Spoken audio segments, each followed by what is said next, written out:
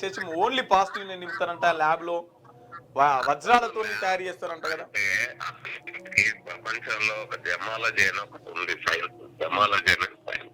ఉమ్, అంటే ఈ జంతు రత్నాలు, రాళ్ళు ఏమిటి, అవి ఎక్కడి నుంచి వస్తాయి, అవన్నీ కూడా మనకి చాలా ప్రధానమైన అంటే వాటన్నిటి గురించిన సైన్స్ ఉంది చాలా పెద్ద ఎత్తున. ఉమ్, కానీ వీళ్ళకి అదేమీ లేకుండా నెగటివ్ ఎనర్జీ, పాజిటివ్ ఎనర్జీ ఏందండి జెమ్స్ లో.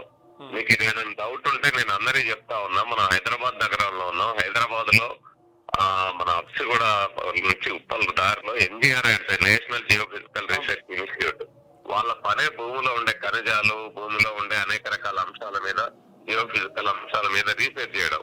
వాళ్ళని అడిగి చూడండి, ఎక్కడన్నా negative energy, positive energy gems లో ఉంటదా?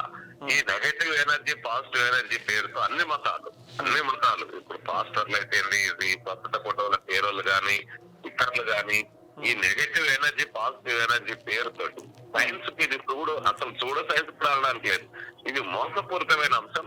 సైన్స్ పదాలను ఉపయోగించుకొని మోసం చేస్తున్నారు.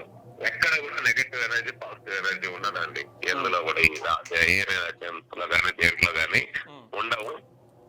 చాలా మోసాలు జరుగుతాయి. ఇంకో నెగటివ్ ఎనర్జీ, పాజిటివ్ ఎనర్జీ చూసుకొని ఈ మధ్య డివైజెస్ కూడా అమ్ముతా ఉన్నారు, లేదా డివైజెస్ వాడి మోసాలు చేస్తా ఉన్నారు.